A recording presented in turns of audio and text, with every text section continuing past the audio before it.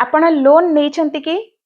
EMI विलंब हो गले बैंक बा रिकवरी एजेंट बारंबार बारंबार फोन करूछंती कि किंबा भय देउछंती कि तेबे एही खबर होची आपण मानक पाई आरबीआई नुआ नियम आनिबा को जाउची जहा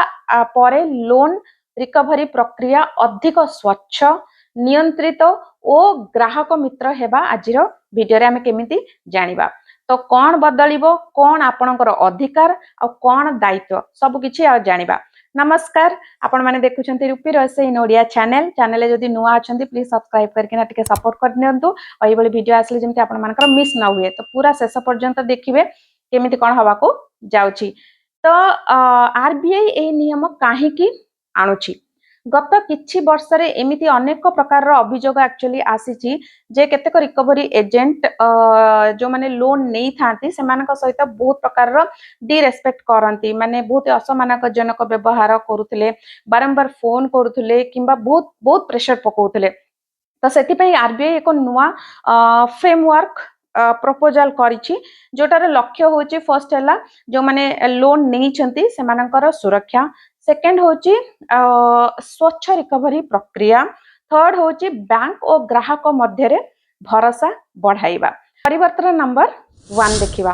फोन कॉल रिकॉर्ड हेई पारे नुआ नियम अनुसार लोन रिकवरी संबंधी जहां भी कॉल आसीबो ताको रिकॉर्ड करा जाई पारे ए द्वारा लाभ कोन हबो फर्स्ट ऑफ ऑल भूल व्यवहार रो प्रमाण रहिबो सेकेंड होची अभियोग हेले तदंत बहुत इजी हे जिवो थर्ड होची उभय पक्ष रेस्पोंसिबल रहिबे।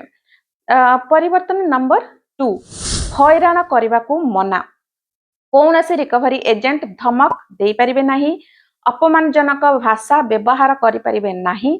थर्ड होची परिवार पड़ोसी किंबा कार्यस्थल रे अनावश्यक प्रेशर सृष्टि करि पारिबे नाही। तो मन रखंतु ऋण फेरस्त करिबा दायित्व अछि निश्चय किंतु ताहार अर्थ एहा नुहे जे काहाको असमान करा जिवो। परिवर्तन नंबर 3 रिकवरी एजेंट रो कोड तो आरबीआई चाहूची जे प्रत्येक बैंक ओ एनबीएफसी रिकवरी एजेंट को पाई किना स्पष्ट आचरण विधि रखंतु एहार अर्थ एजेंट कर परिचय सृष्टि हबो सेकेंड से माने निर्दिष्ट नियम मानि काम करिवे थर्ड होची नियम भंग कले बैंक मध्य दायी होई पारे। परिवर्तन नंबर 4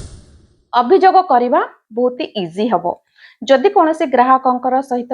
भूल व्यवहार हेई थाए प्रत्येक बैंकिंग रा एक्चुअली ग्रीवेंस सेल सह आपण माने जोगाजोग करि परिबे समाधान जदि न हुए बैंकिंग ग्रीवेंस सेल द्वारा तले आरबीआई रो निर्धारित अभियोग व्यवस्था माध्यम मध्ये आपण माने पदक्षेप नै परिबे। गोटे इंपोर्टेंट कथा यार अर्थ ईएमआई देबा को पड़िबो नाही कि ना एहा नियमर अर्थ होची केवल एतिकी जे रिकवरी प्रक्रियाटा गोटे नियमित हबो माने रेगुलर हबो आउ रेस्पेक्टफुली हबो माने कोनोसी